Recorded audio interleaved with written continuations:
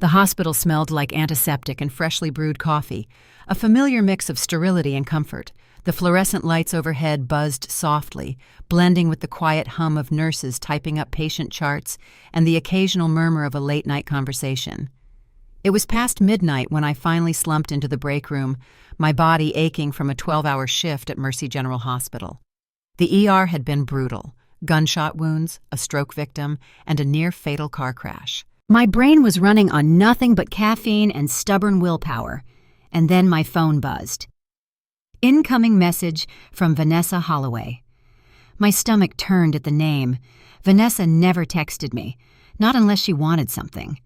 I hesitated before unlocking my phone, a cold sense of dread settling in my chest. A photo loaded onto my screen. A wedding ballroom, so extravagant it looked straight out of a magazine. A massive crystal chandelier hung from the ceiling, casting a golden glow over a room filled with guests in designer gowns and tuxedos. The tables were draped in satin, each centerpiece a towering arrangement of roses and orchids. And standing in the center of it all was my stepsister, Brooke. She was smiling, glowing, wrapped in a custom-made designer wedding dress that I recognized instantly, a dress my mother had once admired in a bridal magazine years ago. I barely had time to process the image before my phone buzzed again. A second message. Doesn't she look stunning? Your mother's money finally paid for a wedding worthy of my daughter. Everything Brooke deserves. The words blurred for a moment as a slow wave of nausea rolled through me. I forced myself to inhale, exhale, keep control. But deep inside, something snapped. My hands didn't shake. My breath didn't hitch. The only sign that my world had just been shattered was the tightening in my jaw, the heat building behind my eyes. Because I knew. I knew exactly what Vanessa had done. The chandeliers, the 5-course meal, the ice sculpture, the damn dress. It was all paid for with my mother's savings, money that had been protected. Or so I thought. For years, I had trusted that my mother's will, the ironclad legal document she had painstakingly put together before she died, would ensure that I would inherit what was rightfully mine. That money was never supposed to go to Brooke. Never. My mother, Margaret Carter, had worked her entire life as a director of a hospital's nursing program. She had saved every penny, not for lavish parties or status, but to ensure I had security after she was gone, and Vanessa had stolen it. I could picture her so clearly, sitting at the head of that wedding table, her designer dress immaculate, her perfectly styled blonde hair glowing under the chandeliers. I could hear the smug laughter in her voice as she sent that text, imagining me reading it in tears. But Vanessa had made one critical mistake. She thought I'd break. She thought I'd crumble and accept that she had won. But my mother? She had seen this day coming. She had warned me. And now, Vanessa had just walked into a trap she didn't even know existed. My phone was still clutched in my hand when I pressed a contact and lifted it to my ear. A few rings, then a voice. "Emma?" came the groggy voice of my lawyer, Daniel Reed. I didn't bother with pleasantries. "It's time." There was a pause. Then his voice sharpened. "Vanessa used the money?" "Every last cent." Another pause. Then the sound of papers rustling in the background as he pulled up my mother's file. "All right," Daniel said. "I'll file the papers first thing in the morning, but once we start this, there's no going back. Are you ready for this?" I thought about the last 8 years, the way Vanessa slowly pushed me out of my own family, the way my father had let it happen, the way I had stood back and waited, just like my mother had told me to. And now it was finally time to burn it all down. "I'm sure," I said, my voice steady. My mother had prepared for this moment, and I was about to finish what she started. 8 years ago, the funeral was small. Too small. My mother had deserved more than that. A grand ceremony, a packed room of people who knew how brilliant and selfless she was. Instead, it was just me, my father, and a handful of colleagues from the hospital where she had spent decades saving lives. And then there was Vanessa Holloway. I remember the first time I saw her, standing at the back of the room. She was wearing a black dress, just a little too elegant, her makeup just a little too perfect, like she wasn't mourning so much as making an appearance. At the time, I didn't think much of it. I was drowning in grief, trying to process the fact that my mother, the woman who had been my entire world, was gone forever. I should have known then. I should have seen how quickly Vanessa worked her way into my father's life. But I was 22, grieving and too trusting. I didn't see the knife until it was already in my back. 6 months after the funeral. Emma, I want you to meet someone. My father, Dr. Robert Carter, was sitting across from me in our family home, except it didn't feel like home anymore. My mother's presence was gone. Her framed diplomas had been removed from the wall, her favorite books replaced with art books Vanessa had brought in, and now, across from me, sat Vanessa. She was stunning. Blonde, poised, and painfully perfect. The kind of woman who looked like she had never struggled for a damn thing in her life. I tried to be polite, shaking her hand, but something in my gut told me she wasn't here to be my father's companion. She was here to replace my mother. 1 year later, the wedding. I stood at the edge of the ballroom watching my father exchange vows with Vanessa. I didn't cry. I didn't protest. I simply stood there, wearing a dress I hated, my fists clenched at my sides as Vanessa slid a diamond ring the size of a small country onto her finger. Brooke, her daughter, stood beside her, all smiles and sugar-sweet charm. And my father? He looked happy, like a man who had finally found a way to forget his pain. I wasn't part of that happiness.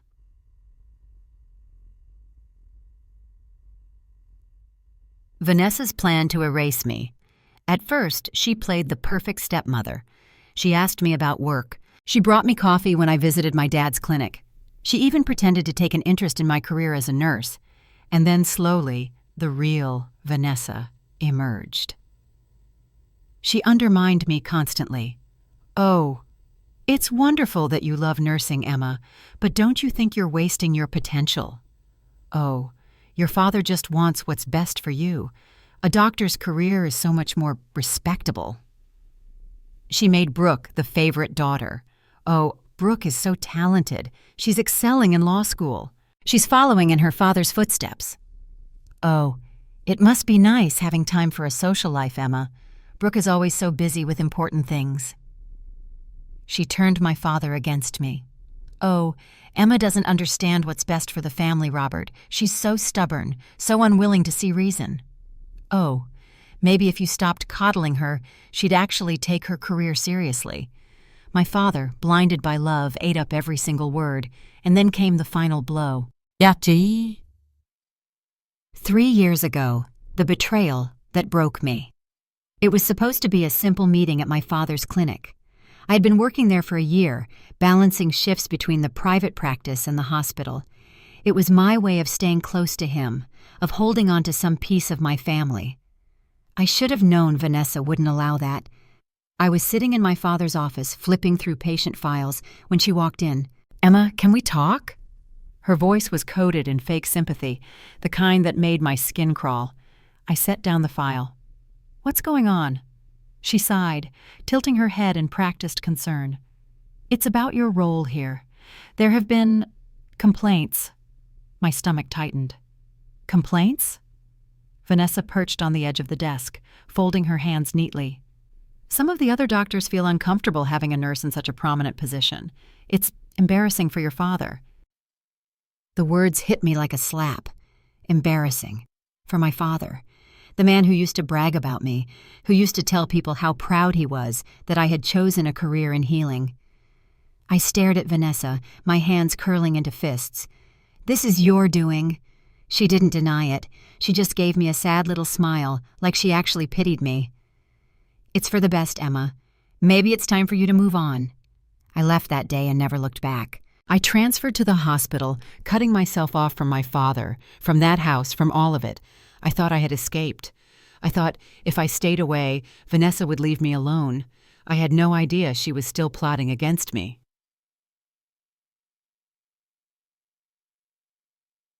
Back to the present incoming message from Vanessa Holloway.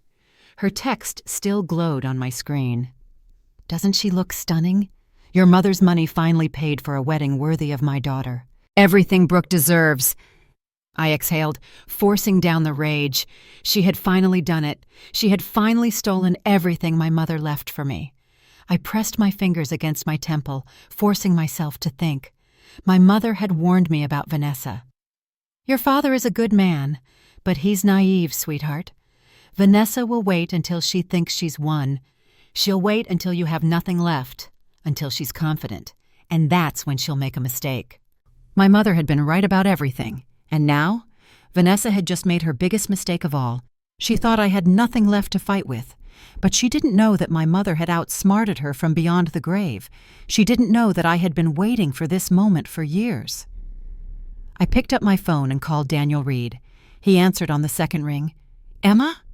"She did it," I said, my voice cold. A pause, then his voice hardened. "She touched the money?" "Every last cent." Silence. Then, "It's time." A slow smile curled at my lips. Vanessa thought she had won. She had no idea what was coming. The weight of the past 8 years pressed against my chest as I gripped my phone. Vanessa thought she had won. She thought she had stolen everything from me, that I would simply accept my fate and disappear quietly.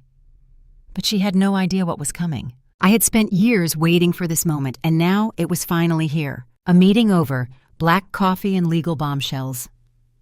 I sat in the back of a dimly lit diner, staring across the table at Daniel Reed, my mother's lawyer. He was shuffling through a thick stack of papers, his sharp eyes scanning every line of text. A black coffee sat in front of him, untouched. "She withdrew everything last month," Daniel said, sliding a bank statement toward me. I stared at the numbers. Every cent gone. A single transaction had drained the account my mother left behind. For a wedding. For Brooke. Vanessa had forged my father's signature on the documents. She had walked straight into a trap she didn't even know existed. Daniel exhaled, tapping his pen against the tabletop.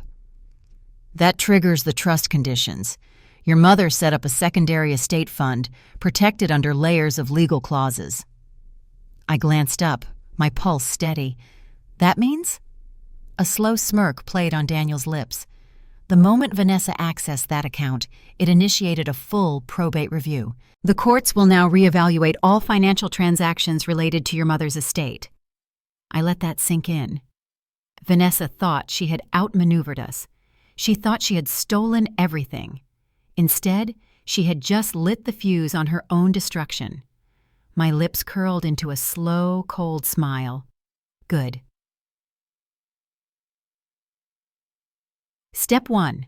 Legal warfare begins. At 8:00 a.m. sharp, Daniel filed the probate challenge in court. By 10:00 a.m., Judge Elaine Matthews had issued a temporary freeze on all of Vanessa's personal and joint accounts. By 12:30 p.m., Vanessa received the first court notice, delivered straight to her country club luncheon, surrounded by the high society women she had spent years trying to impress. I could almost picture it. The way her face must have gone pale. The way the whispers must have spread through the room like wildfire. The great Vanessa Holloway, accused of fraud and estate manipulation. But I wasn't done yet. Step 2. Exposing her lies. I needed to make sure this wasn't just a legal defeat. I needed to rip apart the image she had built, to turn her own world against her. So I made a few strategic phone calls. First, to a well-known financial journalist, a woman named Rachel Porter, who had been waiting for a juicy scandal in the city's elite circles. Then, to a fraud investigator, Detective Jacob Myers, who specialized in financial crimes within families. And finally, I called my father. A father's awakening. He didn't answer at first. Not the first time, not the second. On the third call, he finally picked up. "Emma?" His voice was groggy, hesitant, like he didn't know how to speak to me anymore. I cut straight to the point. "You need to wake up, Dad." A long silence. "Emma, No," I snapped, my patience wearing thin. "Listen to me. Vanessa stole Mom's money, every last cent, and she forged your signature to do it." Another silence. Then quietly, "What?"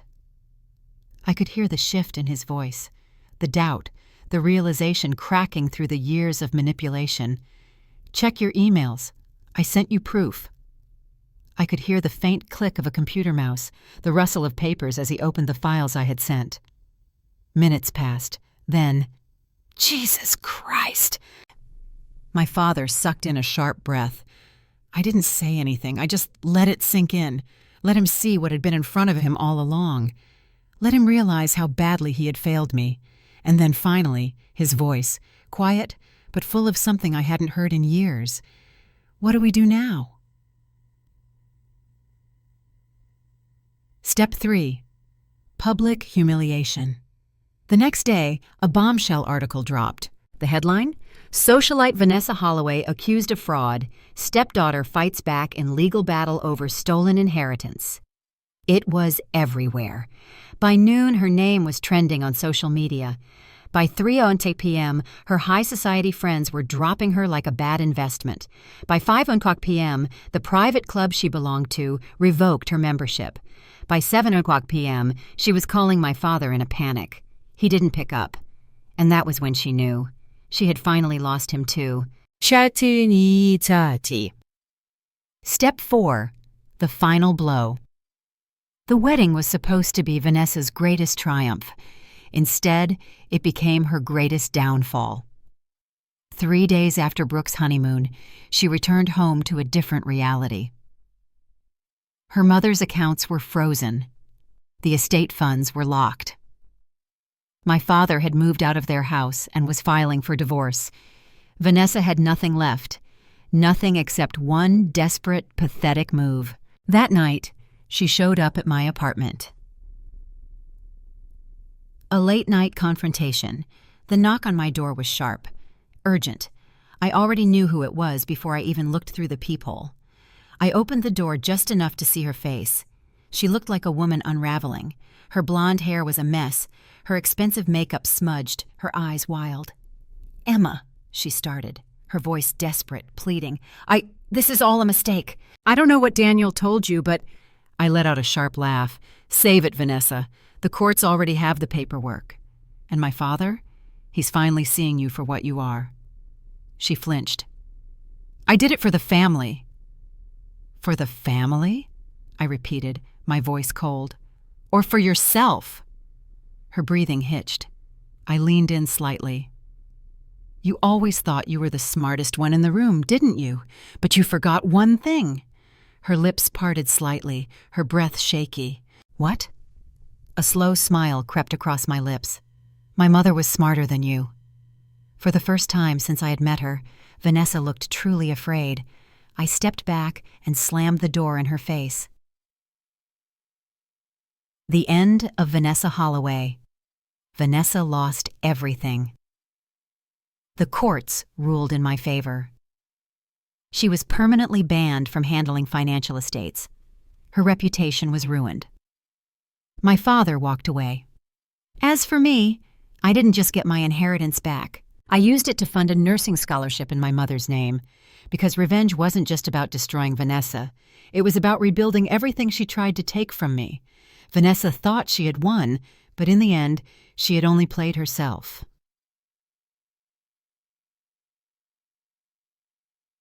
Three days later, the fallout begins. The night shift had just ended. My scrubs were stiff with dried coffee stains, my body exhausted from 12 straight hours in the ER, but my mind, wide awake. I had been waiting for this moment. As I stepped out into the hospital parking lot, the early morning sky was still a deep navy blue. The air smelled like rain, cool against my skin. And then a black sedan pulled up. I stopped mid-step, my pulse steady. The car door opened, and my father stepped out. For a second, I barely recognized him. Dr. Robert Carter, once the image of prestige, perfectly pressed suits and sharp confidence, now looked older, worn down. He ran a tired hand through his graying hair, his suit jacket wrinkled, as if he had spent the night tossing and turning. "Emma," he called out, his voice carrying through the nearly empty lot. "We need to talk." I said nothing, just turned and walked toward the coffee shop down the street. If my father wanted to talk, it wasn't going to be on his terms. A father faces the truth. The coffee shop was just opening, the scent of freshly brewed espresso filling the air. We sat in a quiet corner booth, away from the early commuters trickling in. I waited, letting the silence stretch. Finally, my father exhaled, rubbing his temples. "Daniel Reed came to my office yesterday." I stirred my coffee slowly. "Did he?" "He showed me the will," my father continued, his voice rough. "The real one. Your mother's real plans." I looked up, and I saw it. The realization hitting him like a freight train, the understanding dawning across his face. She forged my signature. It wasn't a question. It was a broken confession. I nodded, my expression blank. "Damn it, Emma," he breathed, his hand tightening around his coffee cup. "I should have seen this coming."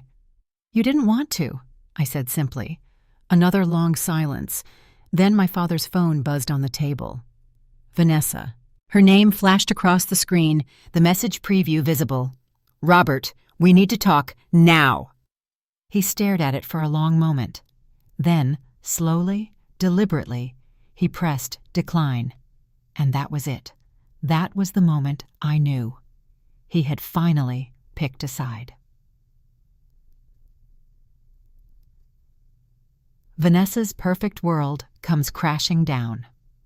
While my father was facing the truth, Vanessa was spiraling out of control. By 10 o'clock a.m., the court officially froze all of her accounts. By 12 o'clock p.m., the private country club she thrived in revoked her membership. By 3 p.m., her closest friends stopped returning her calls. And by 5 o'clock p.m., she was standing outside my father's office, banging on the locked doors, screaming at his secretary. I got a text from Daniel as it happened. "Vanessa just tried to break into your dad's clinic. Security had to escort her out." I laughed, out loud, because for the first time in 8 years, Vanessa wasn't the one in control. She wasn't the puppet master pulling the strings. She was the one losing everything. A daughter's revenge served cold. By 7 o'clock p.m., my father and I were back at the house my mother had lived in, the house Vanessa had tried to turn into her own personal throne room. It was time to take it back. My father opened the door, his hands steady for the first time in years. We stepped inside, and there she was, Vanessa Holloway. Dressed in an elegant silk robe, a glass of wine in her manicured hand, her expression cold and composed. But her eyes? Pure panic. "Robert," she started smoothly, her voice carefully controlled. "What's going on? Why are you bringing her here?" My father's jaw tightened. "I think you already know, Vanessa." I crossed my arms. "Cut the act. You lost." Her smile faltered. I pulled out a copy of the forged financial documents from my bag and tossed them onto the table. "That," I said, "is proof that you stole from my mother's estate, that you committed fraud, and that you, Vanessa Holloway, are going to lose everything." She stared at the papers. For a long moment, she didn't move. Then, slowly, she reached for the wine bottle and poured herself another glass. "You're bluffing," she muttered. I tilted my head. "Am I?" Her phone buzzed. She picked it up. And then I watched as her entire world shattered in real time. The headline was all over the news. "Prominent socialite Vanessa Holloway, accused of financial fraud, court freezes assets amid inheritance scandal." She gripped the phone so tightly her knuckles turned white. "You did this," she whispered, her voice low, dangerous. I smiled. "No, Vanessa, you did this to yourself." The final blow. "Robert," Vanessa turned to my father, her voice laced with desperation. "You're not seriously going along with this, are you? After everything we've built?" He didn't hesitate. "I already filed for divorce." The words hit her like a slap to the face. Her entire body stiffened. "No," she choked out. "Yes," he said firmly. "And if you don't return every cent you stole from my late wife's estate, I'll make sure you go to prison for fraud." For the first time, Vanessa looked afraid, because for the first time, she had no more cards left to play. Vanessa's fall. By the end of the week, Vanessa was officially ruined. Her bank accounts remained frozen. She was permanently blacklisted from every elite social group in the city. She was forced to sell her jewelry, designer bags, and luxury cars just to survive. The court ruled in my favor, and Brooke, she had no idea what to do. I found her sitting on the steps outside the courtroom, her designer heels scuffed from pacing. "I didn't know," she said quietly, looking up at me, her voice shaky. "I thought the money was ours." "It was never yours," I said bluntly. "It was my mother's." She swallowed hard. I should have walked away, but instead I handed her a printed application. She blinked at it. "What's this?" "A chance to make things right," I said simply. It was an application for the new nursing scholarship I was launching, in my mother's name. Brooke looked down at the paper, her expression unreadable. I turned and walked away, leaving her with the choice to fix what her mother had done. Epilogue: A legacy. Restored. 6 months later, I stood at the front of a crowded hospital auditorium. The first nursing scholarship was being awarded, and my mother's name was carved into the plaque on the wall.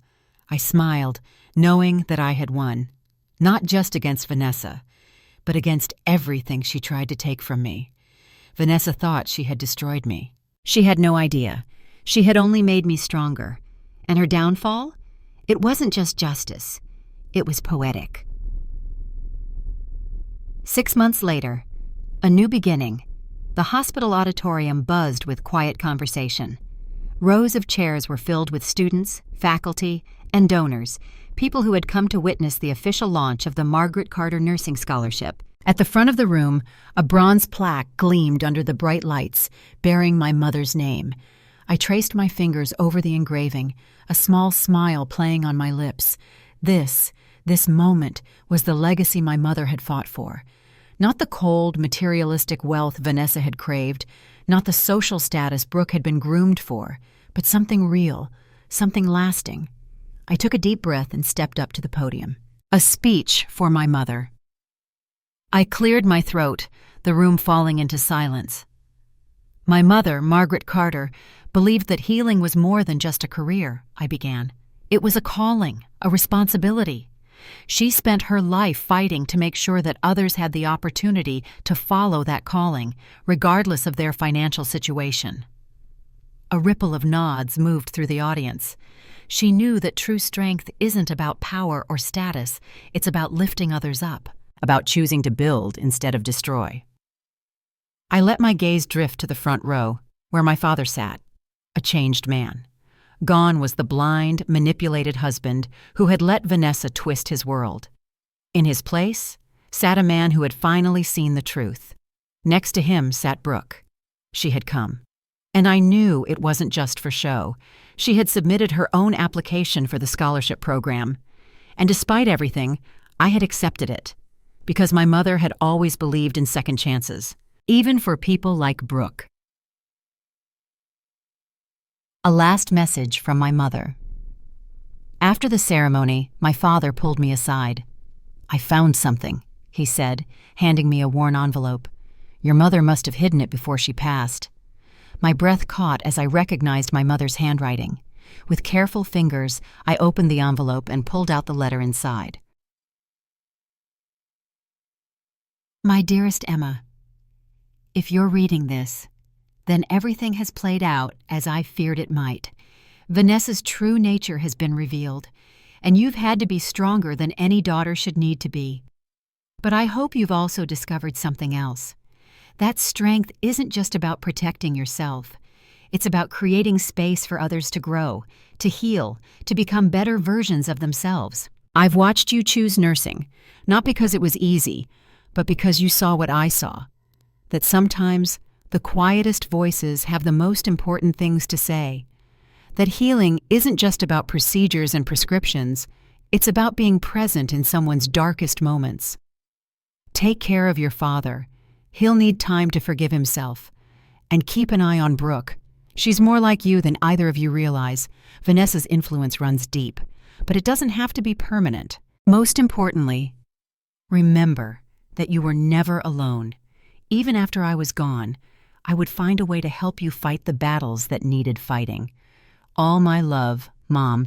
Emma. Tears and understanding. I wiped at my eyes as I finished the letter. My father, standing beside me, looked at me with a deep sadness, but also pride. "She was always 10 steps ahead," he murmured. "Yeah," I whispered. "She was." Across the room, Brooke lingered by the plaque, her fingers brushing over my mother's name. She turned, her expression raw. "Emma, can we talk?" I studied her for a long moment. She wasn't the entitled, spoiled girl Vanessa had raised anymore. She looked different, humbled. Maybe my mother had been right. Maybe, just maybe, some people could change. "Yeah," I said finally. "Let's talk." Vanessa's fate, the final chapter. As for Vanessa, her downfall was absolute. The court ruled against her. She was forced to return every stolen dollar, leaving her financially ruined. She lost her social status.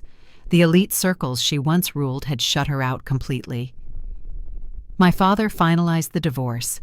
He cut off all ties, ensuring she could never manipulate him again. Her name became a cautionary tale. She went from high society to absolute disgrace, a reminder that greed and deception always catch up to you. Last I heard, she had moved to Arizona, where no one knew her name. There was no redemption arc for Vanessa, and honestly, I was fine with that, because she hadn't just tried to steal my mother's money. She had tried to erase my mother's legacy, and in the end, she had only made it stronger. Chapter 96. Epilogue: The ultimate victory. As I stepped back into the hospital, back into the career I had fought so hard for, I felt something I hadn't felt in years: peace. Vanessa had tried to break me. She had tried to take everything, but instead she had built the foundation for my greatest victory. Because real revenge isn't just about winning the battle. It's about showing the world and yourself that you were always stronger than they thought. And that's exactly what I did. Not bad for just a nurse, huh?